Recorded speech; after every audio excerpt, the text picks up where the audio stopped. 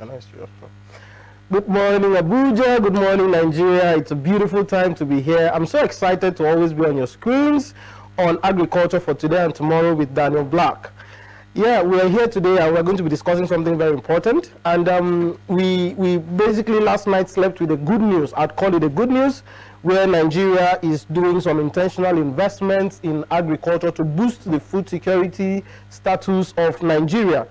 And this morning we deem it necessary as analyzers, as people understanding and trying to see how agriculture can grow in Nigeria. We are going to discuss the agreement, the MOU signed between Nigeria, the Federal Ministry of Agriculture, and the FGV of Brazil to boost agribusiness. Remember, this is Agriculture for Today and Tomorrow, a media for agricultural development project of Growth for Sustainable Agriculture initiative. And on the house today, we have a guest that will be discussing with us. His name is Mr. Victor Ali Bobai. Mr. Victor Ali Bobai is the programs manager of Growth for Sustainable Agriculture initiative. So you wouldn't be wrong to say that our sponsors are in the house today. Mr. Victor, thank you for being our guest today. Thank you very much. Very good morning to you. Very good morning, Nigerians. Let's have a go with it. Yes, thank you so much. Before we just go straight into the issue of the MOU, I'd just like you to give us a very brief rundown of what you do at GSAI. Okay, so we are a non-governmental organization, and basically what we do is help local farmers become sustainable and profitable. Yes, those two terms, sustainable and profitable in their various businesses. You know, so we have various projects that we embark on, like the Green Career Skill, where if you notice, most agricultural graduates tend to come out of the university and they are lost, lost at it. What would they start in life? What can we just do? So we are there to also help them navigate through this, start to pick up career skills, because trust me, a lot of career skills in agriculture that will help them.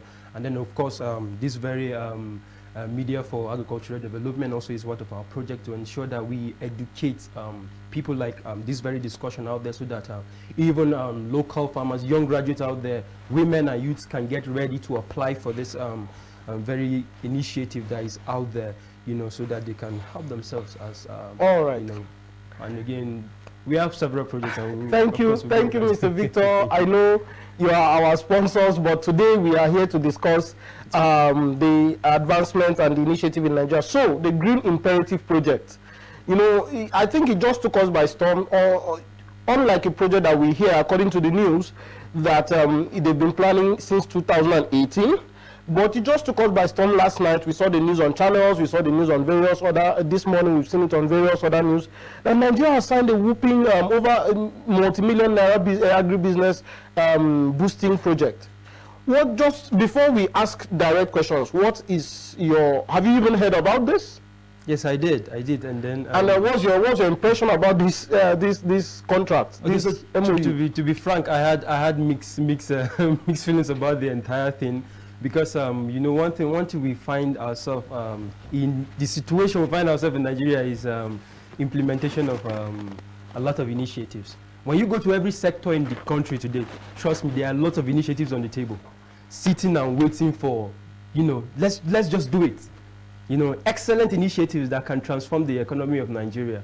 And then we saw that since 2019 they had an discussion about it was going on, and then it just we just saw the news again just last night, and then so it's making me think, okay, is this really going to work? So Victor, sir, let us for benefit of the doubt, this MOU, this partnership has been in the works for 6 years. I want to feel that is enough time that they have planned, taken time to design and ensure that this project is workable, unlike other agricultural intervention projects we've seen. So my question to you as a farmer and someone that interfaces with rural farmers on a daily, do you think that the number of years they've used to design, to plan, and to articulate this is a sure assurance that this project will be implemented? I want to believe that. And that's why I want to ensure that we hold them accountable to this, right? Because 6 years is a good number of years for them to have a good project implementation plan. I went through the entire thing. I saw what they wrote, even though I'm not too convinced, based on if we are to look at a comprehensive project implementation plan, we want to see full detail of how they want to do all this. Okay, I saw they said that they're also going to get from there is this Empower farming. I don't know, I've never even knew Empower has a farming aspect whereby they also train. So they want to use those as extension agents to help those farmers they want to, help through the years, through this period of the program so far. But again, if you notice, one of the things I always advocate for is the fact that when we look at Nigeria, we have a lot of agricultural graduates who come out of the university. What are they for? They've learned, they've gone through formal education in agriculture. Why can't they serve as extension agents? You understand? Some of them are, you get the point. Yes. So we always complain that farmers are not doing well. Initiatives have been given to farmers are not utilizing it. Those farmers also don't have extension agents that will help them in all these initiatives. So why can't we bring these graduates to come and help? And that's why I'm also saying this project, I want to believe since it takes 6 years, we should see a very good implementation plan. So $1.2 billion, that is the figure attached to this project. $1 billion is not naira, $1 billion. As someone that interfaces with rural farmers on a constant basis, this is more like you advising the government, advising the federal ministry, if that advice was solicited. Where do you think, in the current state of Nigerian economy or the food security state of Nigeria, where do you think is best for this figure, this amount, this cooperative, this intervention to be invested in the agricultural value chain? Okay, so first of all, one of the things, when I was even going through this, right, one of the things that I noticed they said is in the next 5 years, out of all the 700 and something local governments we have, they're going to pick one agribusiness in each of those local governments. Now, an amount for such kind of a project, and in 5 years, this is a government agency. We've seen what the Bill and Melinda Foundation are doing early this year when they did the cowpea initiative, so that they will bring out improved varieties. You look at Tony Olumelu. In the number of years a single person has done with, look at the number, thousands of people, and then a government is telling us that in 5 years we are going to just have one initiative. 774 big agribusinesses. Did you get like? But Mr. Victor, sorry to cut you, but I don't you think we should be optimistic here, being that we are in a dire situation and the government is doing something. This may be the fruit of the state of emergency that was declared on the food security section of Nigeria. So having 774 businesses across all local governments being supported, you still don't think that is a good initiative? I'm not saying that's not the good. It's good, yeah, but is it the best?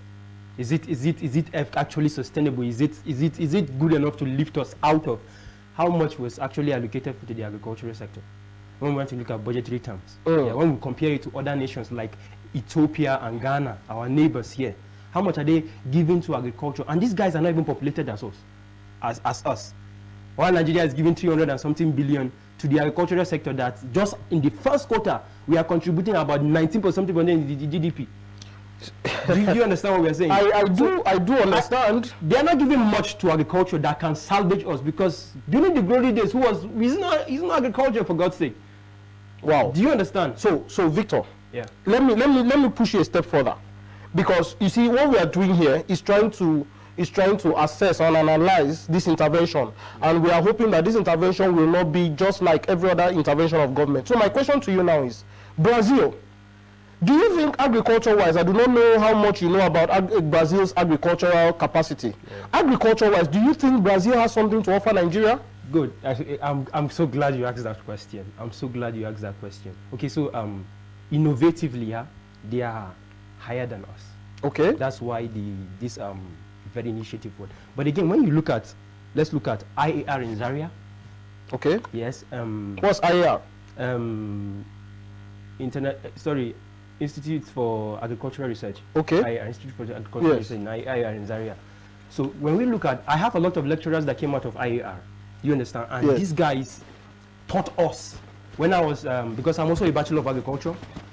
So they taught us so well, and I've seen research by most of them, a lot of varieties that these guys have come up with, with the low quality that they are having from Okay, some of them were fortunate to get some TED funds that helped them through their project. But up to now, we still have a lot of people who want to go on a lot of research. But unfortunately, they don't have that much, you know, to do most of this research that will help, you know, the agricultural space. And it's so unfortunate, yeah? So when we want to look at the capacity on ground, do we have human resource on ground to help the agricultural sector? Yes, we do. Yes, we do. I'm saying it's good, right? With the Brazil and everything is good, but I think all this one is just a media paparazzi so that they will say, we brought an international deal. But so because we have it on ground, we have the human capacity on ground. Yeah, Victor, I am really wanting us to be optimistic about this because it's a good news. Because now we may have the human capacity on ground. Do we have the financial capacity? Remember, we are borrowing left and right. So I think that the financial capital that is going to drive into the country, I think is also a boost. Don't you think so? It is a boost. It's always a boost.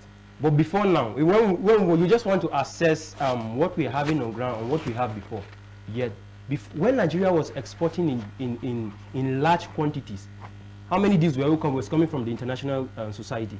Was it not home resource that brought out that? And then now we are still bringing in more from outside to come in, but we have nothing to give out. Do you understand? All I'm saying is, we are looking so much outside the box. I don't even know if I'm right to say that we are looking so much outside the box, but not looking at what you have. It's just like you are telling your children that look at other children outside, look at how they are doing. You are not focusing on looking at what your children can do best. Okay, Victor. Yes. Most local farmers are not getting the resource so far. We are looking at we engage with local farmers. Mr. Around, Victor, right? yes. Mr. That's Victor. one of the things I also want to say is the fact that I just hope that when this initiative kicks off, these people, because since they say one in each local government, I hope chairman don't want his own son to be the one to do it, or the House of Rep member wants his own to be. What if the House of Rep member's son is a farmer? Of course, yeah, that's the beautiful thing, right? But would it be bad if the chairman's son is supported? Who is a farmer? He's receiving so much money from the treasury of the nation. It's not his money. Listen.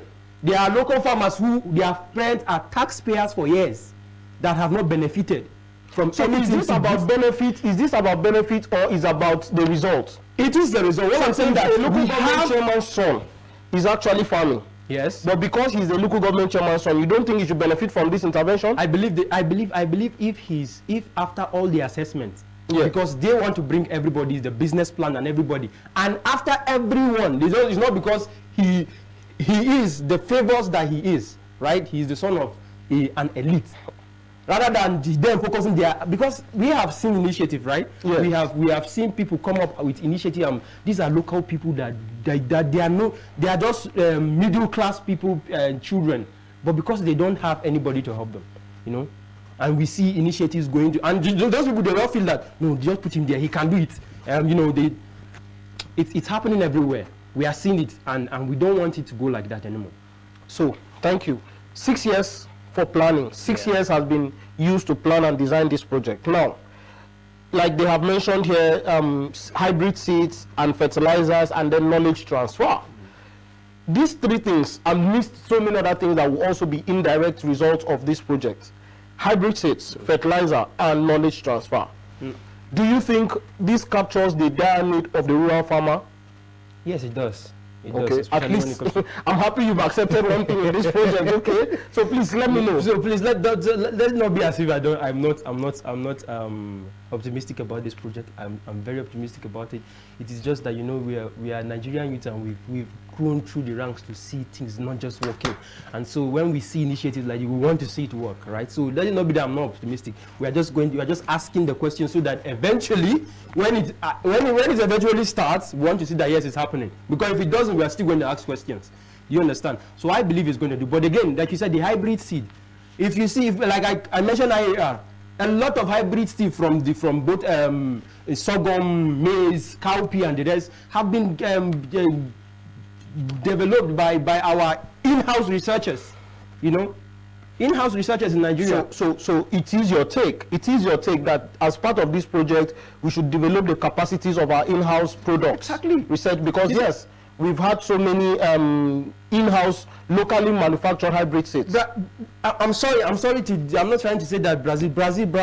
We are. If I want to assess technology-wise, yes, technology-wise, because Brazil they have spent more in technology, yeah. Yes. So that's why they have what they are having right now. But we have not spent much in technology, yeah. Okay. But I believe if we do, come on, we can do so great in agriculture that these people are supposed to be around calling us to help them. Indeed, we are the real tropical, because they are trying to say that they are doing well tropically, so that they'll come and help us in tropical. Who is the tropical?